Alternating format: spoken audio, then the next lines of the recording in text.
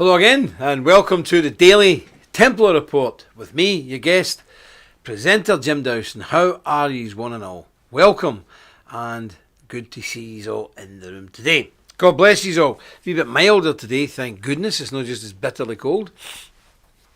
But let's have a wee look. Let me just put this book out the way here. I can get back to that later. I can do that later. I'll put it there. Dear me, these books are flying out. Oh dear, it's wild. God bless each and every one of these. Let's have a wee look to see where we are today. Who's in there in the room? Where are we? We're at the top there now. Gary Hardwick, Miss Sherry B. Oh, wait a minute. Are we at the top? Aye.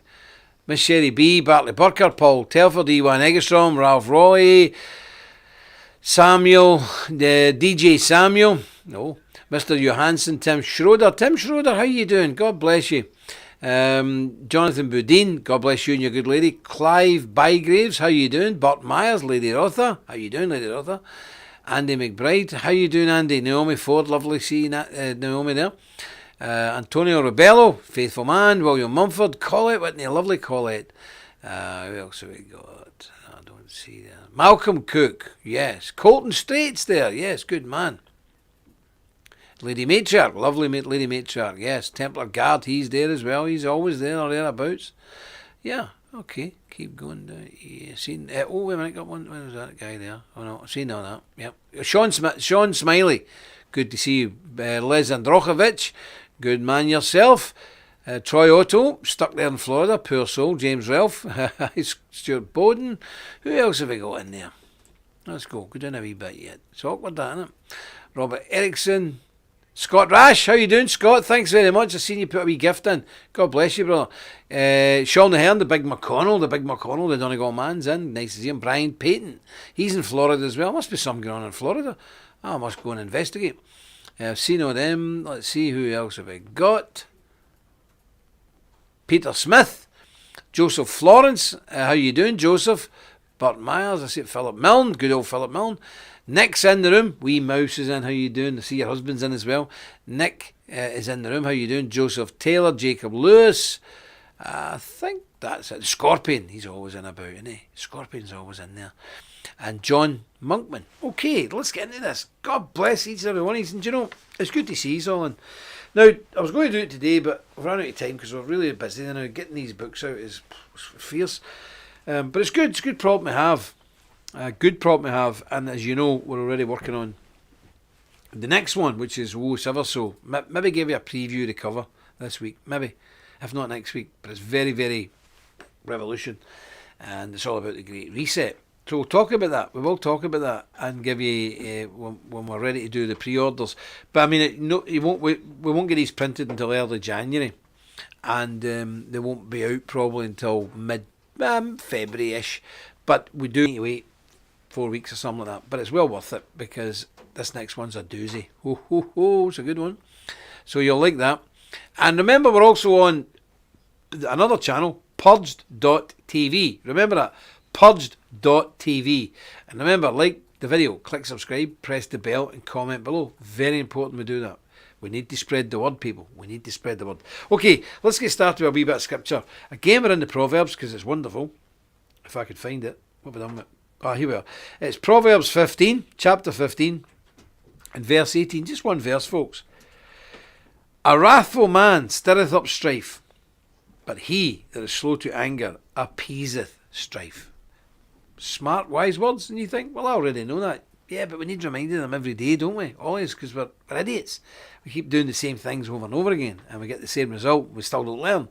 So if you read this, it'll just make you think, and it'll keep your day much happier and much saner. And remember, we know the Lord will add his blessing to this, the public reading of his own inspired, infallible and inerrant word. Now look at this. This is one of these Bibles from America. I don't mean the Americans any harm, because it's probably not made in America. It's probably made in China or something like that. But look, see, bits falling. Look, bits falling off it. It's falling apart because it's not made right. Now wait, I'll tell you. This is my ordination Bible. When did I get this? It's done okay. Wait, I'll just tell you. When was my ordination? Should know. Yeah, there's there. There we go. That's my ordination Bible. So there's the ordination thing, and I was presented this to Reverend James Dowson. It was by the people who were doing the ordination. 2 Timothy 4:15, 27th of May in the year of our Lord 2000. It's 20 years ago. And I don't use this Bible that often, to be honest with you. I really don't use it that often. But it's falling apart. I don't know if you can see that. It's actually falling apart. So, this is why he says, moving deftly into showing you what a Bible should be like. This. Look at this job. Have this 20 years, it won't fall apart. Because it's made of the finest quality calfskin leather. Beautiful, amazing pages. Hardcore leather cover. Look at it. You can fold it flat. You can bend it in half. No problem at all. It's got our motif on the front. Our imprimatur. It's got the massive concordance. I mean, look at this concordance in the back. It's also got the... where is it? The red letters. Look. The words of Christ in red. Beautiful. And that's it. And that's what you call a Bible. Old school, made by Cambridge, oldest Bible makers in the world, handmade, properly crafted, nothing like it. Now it's probably double the price of that, but to be honest with you, I mean, look at the state of this, it's falling apart, it's ridiculous. So, you'll have that for your son or daughter will have this after you're gone, believe me. So, I think the link's up there. I don't think have we many of these left? 3. I've only got 3 left. Now, we've got some of the small Apocrypha Bibles. Could you put a link up for the Apocrypha Bible? I don't have one on me. I'll show you one tomorrow. The small King James Bible with the Apocrypha. It's made of this really supple leather. I think it's calf leather, but a different cut. Really supple. The cross is really gold on it. It's just tremendous. But it's a smaller Bible, but it's beautiful. It's a wee bit cheaper. But we'll put a link up there for you, because it is a really, really beautiful Bible. Is that it? I don't think that's it. I think that was the wrong link. We'll try and get it up for you in a wee minute. But I want to bring you some stories that are... that's not the right one. Hold on. That's the wrong story. Oh, aye. Remember with that big Bible? Remember with that big one there, the personal one? You get this with it. I think you get this. Do you get this with all the Bibles? You get a certificate with them all, don't you? Yeah. So even the small Apocryphal comes with that. But it's amazing leather. It's really soft. Really, really soft. Like kid leather. But it's a very well made Bible. Cambridge one again. But it's a bit cheaper. It's about £50-60 or dollars cheaper. So, and it's got the Apocrypha. So that might titivate you, especially Catholics and Orthodox people. I know you like the Apocrypha. But the Protestants used to read it as well. Yeah, okay. Let's see. Like I say, since election fraud. Yeah. Yep, that's what's going to happen. Yeah, that's what they're doing, folks. They're removing all the videos everywhere that talk about vaccines, election fraud, anything they don't like the sound of. It's just coming off. So you really need to get your heads into this purged and tell people about purged. Are you doing that? Because if you're not doing it, what are you doing? We all need to be active in this. I find the time to be here, every single day, bar Saturday. So we all need to engage in some meaningful work. YouTube's very bad for people who just sit and what I call graze. They're trauma grazers, but we have to do some work. That's what makes us different from all the rest. So, right, I want to read you a couple of stories. This first one is, this is terrible. Britain will need lockdowns until March, even with vaccines. Brother, I don't have that. Oh, I've got the transgender one as well. Okay, but I'll read this one. So Britain will need lockdowns until March, even with vaccines, Professor Chris Whitty warns. Well, first of all, I want to say to you, and you heard it here first, do you remember back to last February? We told you what would happen. There would be a lockdown. It'd be eased up ever so slightly, July and August. You'd be straight back into it in September. They would flaff about with on, off. And then come December, you've been full lockdown basically October, November. They'll let you out for a wee bit at Christmas, and then you'll be locked down again full January, February, March, and they'll start easing up in the lockdowns in April. But you'll still be under lockdown right through to probably June. Then they'll let you out for a wee while, and then they'll start the whole cycle again. Folks, this is a deliberate plan to reset everything. This is us transitioning from the Industrial Revolution, started in the 1750s. This is the iron, coal and steel. This is us now transitioning from that phase into the new digital phase. What's it going to look like? I don't know. Is it going to be good? I don't think so. But how can they do it? With absolute power and crush all resistance. That's how they're doing it. Does that need weapons? Not necessarily. What they do is they rob us of our herd mentality and make us all individuals, and anybody who steps out of that, they jump on you. And so we predicted this. We told you this last year. And it's no surprise to us at all. We knew this would happen. We've told you this. So unlike most people, you do get the truth from the Templars. We understand what's going on. We know what's going on. But I tell you another thing that's going to happen, and this is going to shock you. Most people will take the vaccine. And when I say most people, I mean at least 97%. Because studies have shown that there's only 3% of the population willing, not only or can understand things, but are actually willing to do anything about it. 3%. I believe there's a group in America called the 3%ers. They're right. The Russians found this. The Chinese communists found this. 3% of the human population are basically the people who make everything happen. Everybody else is just a sheep who follows. So the fact that you're on here, pat yourself in the back, you're part of that 3%. You're a rare breed indeed. God bless you. But you are one of them. And you probably suffer from a malady called, what is going on? Why can't people see this? We're doing an acronym for that. It's because you're part of the 3% and your mother or your father or your brother or your sister or your colleagues are not. So you can shout at them, you can scream at them, you can bash their head. They still won't get it. And that's why you get frustrated. Am I right? Am I right here? You get frustrated because you think, why can't these people see what I'm seeing? Why don't they understand? Why are they still laughing when the whole world's going to come crashing around about them? Am I right? Of course I'm right, because you're one of the 3%. You're a rare breed. And what's going to happen is 97% of people will take the vaccine. Then they will turn on the 3% who don't. So they don't need the government laws and regulations. Your own friends, family and colleagues will turn on you because you don't take the vaccine. They will go for you because they were trying to hide their sense of shame, that they were scared, they were too afraid to stand up and say, I won't do it. Even though I said I won't do it, I'm going to do it. Then they will turn on people who were brave enough to not take it. That's you, that's me. And we will be the object of their hatred because nobody likes being exposed. Now, I'm seeing a nice picture there. Can we get that picture? Where did it go? All right. Is that it? Oh, yes. It's a good picture, that. So that's what's going to happen, folks. I know it's horrible, but the worst form of persecution, but the most effective persecution is when it comes from within. And that's what we're in store for. I wish it wasn't true, but it is. Lady Major saying, don't tell anyone I know. Now, can we show that picture? Yeah. This is a wee picture from today, earlier today. That's the bottom end of the chapter house, okay? Wait, we'll show you this. Look at that. So that's the framework of the stone arch up. Now, the stone's obviously got to be set into that, but that's the framework, and that's roughly the height of that building. This is the lower chapter house. We've got the upper chapter house, the lower chapter house, and the chapel, the Magdalene Chapel to the side. So there you go. What do you think of that? We'll put a wee link up for that, if you don't mind, the Donard Priory, because tomorrow I'm going to show you the financials again, you know, the bar chart, and show you where we were last week, where we are this week. There's a few folk donated, but we worked it out, didn't we? We need about $1,800 a month, a week coming in. We're not hitting that. We'll be lucky for half of that. So we do need to step that up. But as I said, I know everything's tight, but we do have to finish the work. And I am ferocious in my quest to have this done for the Lord before things really collapse, because that building maybe play a bigger part than any can ever imagine in what's coming, because everything else will be shut.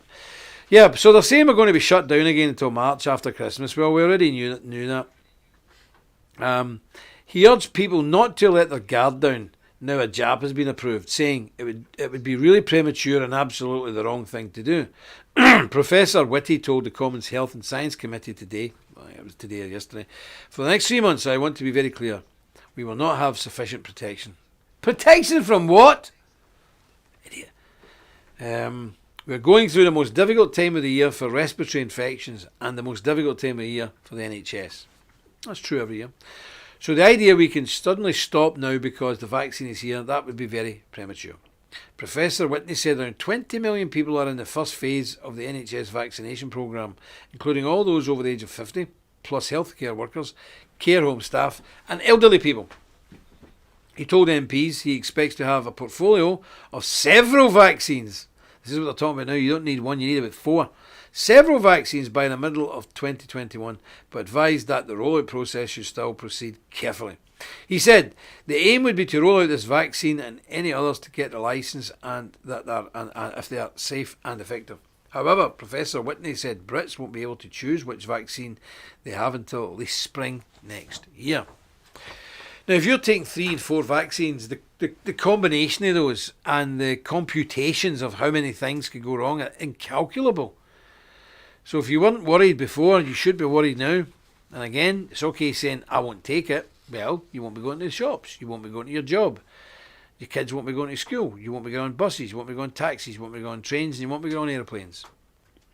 And at some point, social services will come around and ask about your children, because obviously you're some kind of mad, crazy person and putting your children's lives at risk. But here's the figures that I've got here. Here's a very good chart, okay? I want to show you how blatant these people are, how blatant they are, how much they think we are, how stupid they think we are. Okay, COVID-19 analysis. What are the top causes of death in England? And by the way, I know the Americans watching this show get a bit bored with the COVID talk because it's not really affecting you too much. Wait till Creepy Joe gets his slippers under the desk in the Oval Office. If he does, and pray to God that he doesn't, but if he does, you'll then know what we've been going through the last year. We are completely locked down since last year. Everything's shut. Everybody's going out of business. It is like an apocalyptic, dystopian nightmare out there. It's like a Wes Craven film. It's film noir. It's horrendous. It really feels like the 1970s in Eastern Europe. It's unbelievable. So pay attention, America, because it's coming to you next. So what are the top causes of death in England? There's that chart there. So underlying cause of death, because I mean, and this is, by the way, nearly all people. So number one is statistically, people are not dying before their time. They're old, they're dying. But what we're analysing here is, what do old people normally die from? Clearly there are diagnoses shift from pneumonia to COVID. Approximately half of COVID deaths are actually from pneumonia. Clearly, there is 1-to-1 diagnosis shift from person's chronic condition to COVID. It doesn't matter what else they've got. They could have their heart failing, but they put them down as a COVID. And on this chart, you'll see we witness 4,410 extra deaths that are not due to top causes or COVID. So let's have a wee look through them. Number one, underlying causes of death over a 5-year average. 5-year. Dementia and Alzheimer's, 17,000, but it's actually down this year. Funny enough, since COVID struck, it's actually down by 821. Number two in the list of killers, heart disease, 15,000 every year.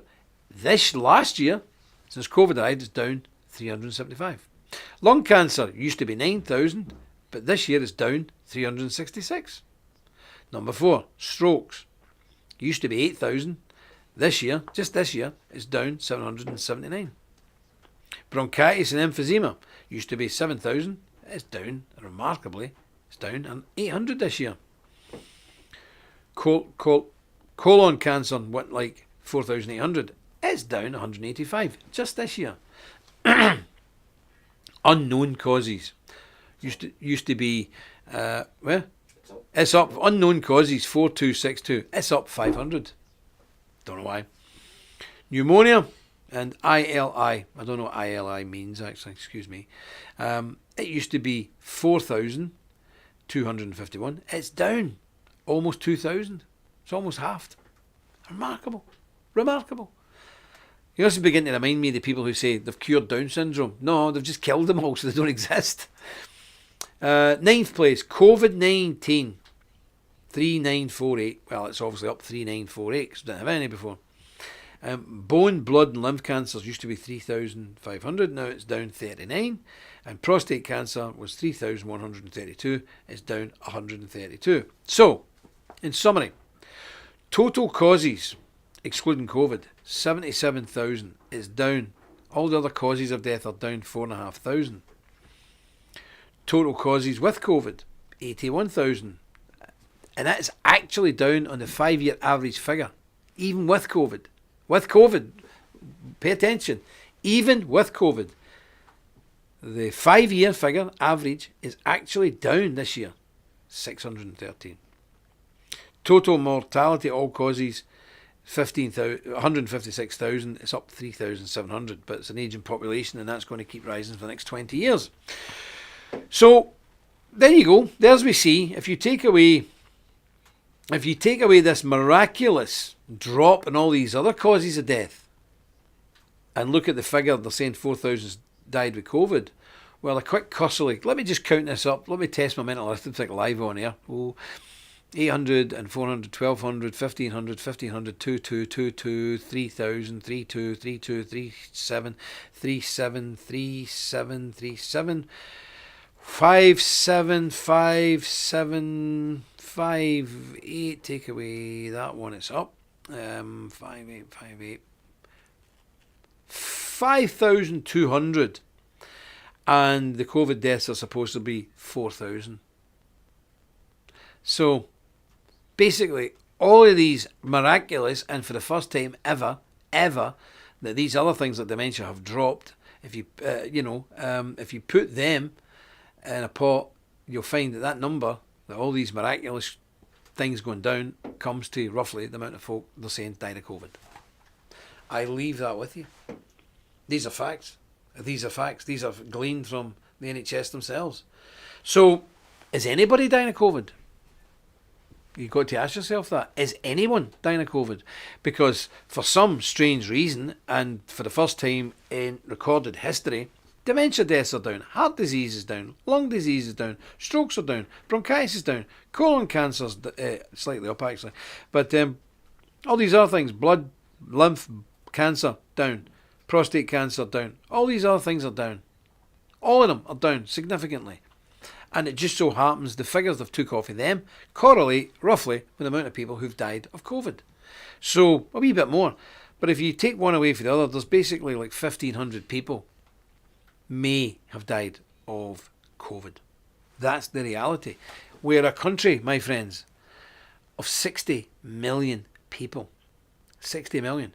But regardless of all of that, if it's too hard for you to understand, the reality is this. We're slightly down this year.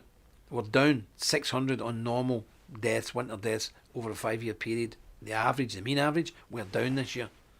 With this big scary wary thing that's killing everybody, and the whole country's been shut down, and thousands, tens of thousands of people have been put out of business, and millions of people have been put out of work.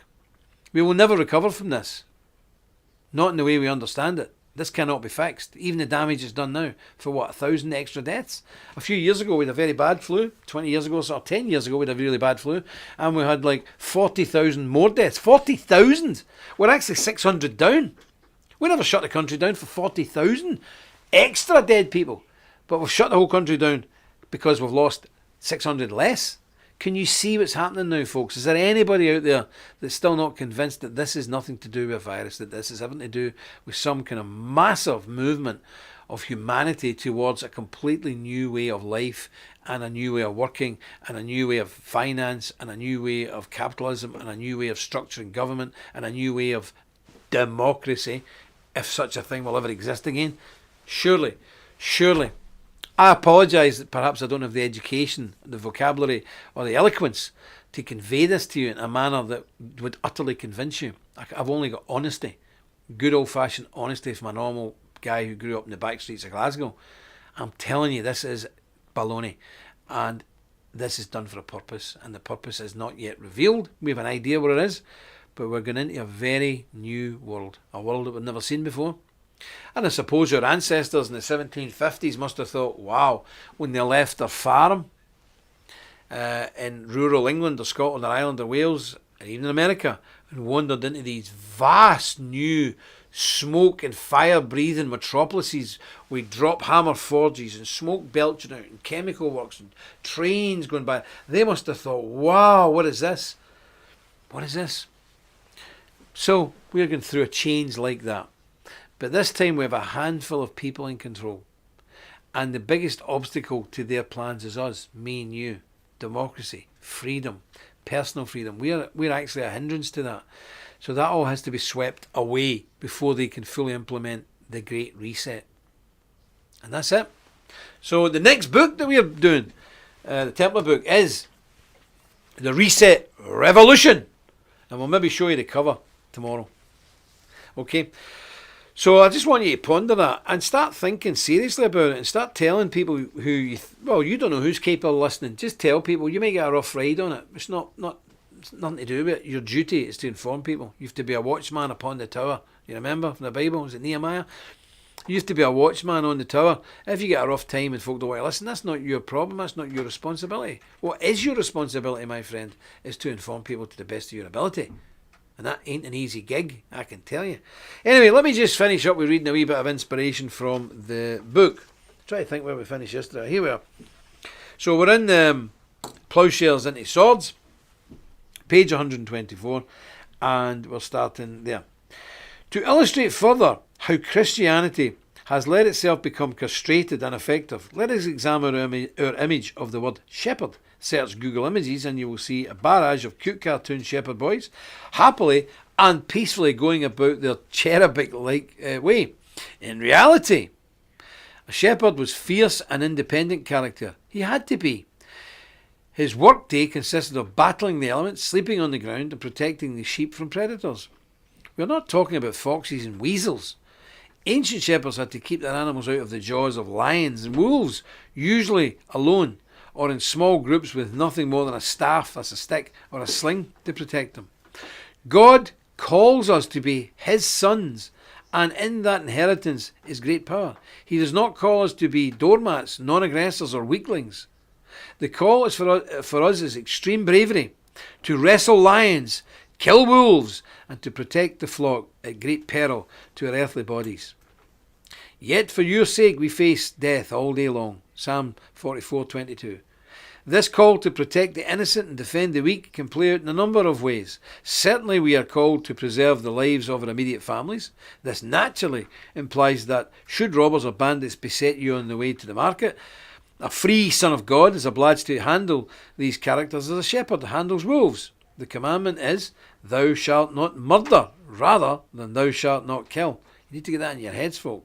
That's what it really means. Thou shalt not unlawfully take life. Doesn't mean thou shalt not kill. And you know, let me just break there and get into a rant. You know, I'm pro-life. I've been on the picket lines, and sadly, the only people in this country I'm on the picket lines with are Roman Catholics. The Protestants don't seem to be bothered. In America, it's very opposite. There's masses, maybe even the majority of people on the picket lines are Protestant. But the amount of Catholics who cannot get through their skull regarding the death penalty. They're all pro-life. They say, Jim, how can you be pro-life if you believe in the death penalty? So dead easy. I don't believe in anything, actually. I never really thought about it. I don't need to think about it. The Bible says murderers should be put to death. Traitors should be put to death. Different things should be put to death. Now, I don't want to mention here. Sexual practices should end in that. That's it. It says in the Bible, so I just go along with it. I don't think about these things. I really don't. I'm not a deep thinker. I don't ponder things in the wee small hours. God has said it. I do it. That's it. You might think he's stupid. Maybe I am. I don't think it's stupid to follow God. He created the world, the universe and everything in it. If you look at a bee or the eyeball of a fly, somebody that can create that is far cleverer than me, so I'm going to listen to them. And they say, no, Jim. This is my Catholic friends will say, it says in the Bible, thou shalt not kill. I say, yeah, but it means unlawfully kill. An unlawful killing. That's murder. So it actually means thou shalt not murder. There's an unlawful killing without warrant. So that's what the commandment means. And even when you point that out to them, it's mainly women. They say, well, I still don't like the idea of putting somebody to death. Well, who likes the idea of it? Although somebody who's killed children like that, and I say this seriously, in all seriousness, yes, it would be a horrible thing to take anybody's life, but I would gladly be the executioner. Would it upset me a bit? Yeah, of course it would. But I would sleep soundly, because I would believe that I'd done my duty before God, and I'd done my duty to the victims and to the families and to society. So yes, I would sleep well, but I'd still be upset about it, because, you know, it's not a nice thing, that. But it has to be done, Many people get mixed up with this. Do not be mixed up. Let's get back to the chapter. So, thou shalt not murder rather than thou shalt not kill. Murder implies premeditation or violence for the sake of personal gain. Turn the other cheek applies to disputes between brothers or fellow believers, not to the wolves and forces of evil in this world.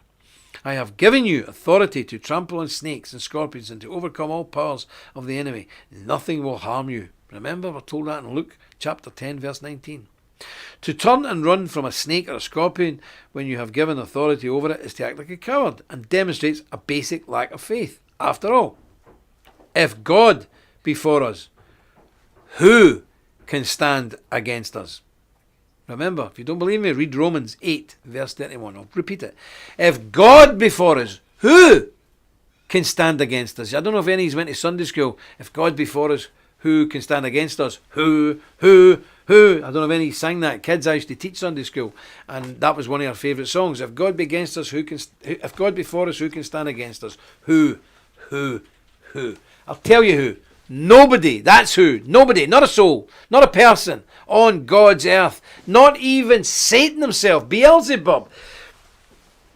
Lucifer. Not even him and his army of demon angels can stand against you if you're a child of God. This nonsense that I see all the time, people get into these haunted houses and all the rest of it and being frightened. What do you need to be frightened for? And, ghosts. There's no such thing as ghosts. Ghosts are demons pretending to be dead humans. That's what it is. So do not be afraid. Nobody can stand against us. And that is why the devil has got to make up things like Ouija boards and ghosts. He's got to make up all these things. Because he knows if he exposes himself, comes out in the light, he's exposed. And he has no power over us. If you're a child of God, the devil has no power over you. He has no dominion over you. Because the Holy Spirit has taken up residence within you. That apartment is occupied. You cannot have another family moving into an apartment if one's already in it. If God's already in you, the devil can't come in you. It's as simple as that. Simple as that. Okay. So that's it. That's what we need. So we can, I don't know. Right. Oh, yes. So, the next saying, Techie, we can hear you. Don't know what you're talking about. Don't know. Nobody's talking in here apart from me. But anyway, we'll see. Experiment, Gary Hardwick saying, I do not consent to take part in this mass experiment. That's fine, brother, but you'll be completely excluded from society. I'm all for it. There is no safety in numbers. Everyone is godless and shivering in fear. Amen, brother. And can I tell you something? People phone me up every single day, without exception. Techie man, I'll tell you. Or send me a message saying, what about unity? Unity with what? Jesus Christ. Again, this is caused by people who don't know the Bible. And I'm talking about Christians. He did not come. Remember he said this. I think it's in John. I do not come to bring peace, but a sword to divide. Father against son, mother against daughter, father-in-laws and son-in-laws. Everybody all fighting. He comes to divide. And what does he divide? He divides the sheep from the goats, the wheat from the tares, the good from the bad. That's what Christ is all about. And that's what we're all about. We have no unity with anybody. We only unify with God's people, our people. That's it. We have no interest in unifying with folk who are anti-vaccine but godless. We have no interest in unifying with any of these people who are not absolutely dyed-in-the-wool Christians. Or at the very least, see Christianity as the one true path, even though they maybe haven't made a personal commitment yet. Pagans, anti-vaxxers, liberals, lefties, people who support abortion, people who support this LGBTQ plus lifestyle and all the rest of it. No, thank you. How can you're asking then for a holy God to come and help our merry band to fight this holy war when you've got all these people who hate God himself? How could that work? Why would God ever partake in helping such an organisation? He wouldn't. So we don't do it. We're not interested in unity. And you're right, because see when push comes to shove and the blood's up round your ankles and travelling up to your knees and there's dead people all around you, these people will run and break. They'll be quivering wrecks because they don't have the Lord, because death to them is the end. To us, death's just a projection up to be with the Father. Yes, still scary, but think of the Christians in the Colosseum. The Romans were amazed because the Christians would walk over and bare their neck to the lions. You don't get many godless folk doing that, because this is all they've got. This is all they've got. Their little, puny, unimportant life on a tiny planet, which is just a speck in the Milky Way, which in itself is just a speck in a vast universe. Trillions of billions of whatever word you want to make up. Huge. So who are you? You're nothing. But God made all that. He is everything. So that's why Christians make the best resistance fighters, because what have we got to fear? Nothing at all. Nothing at all.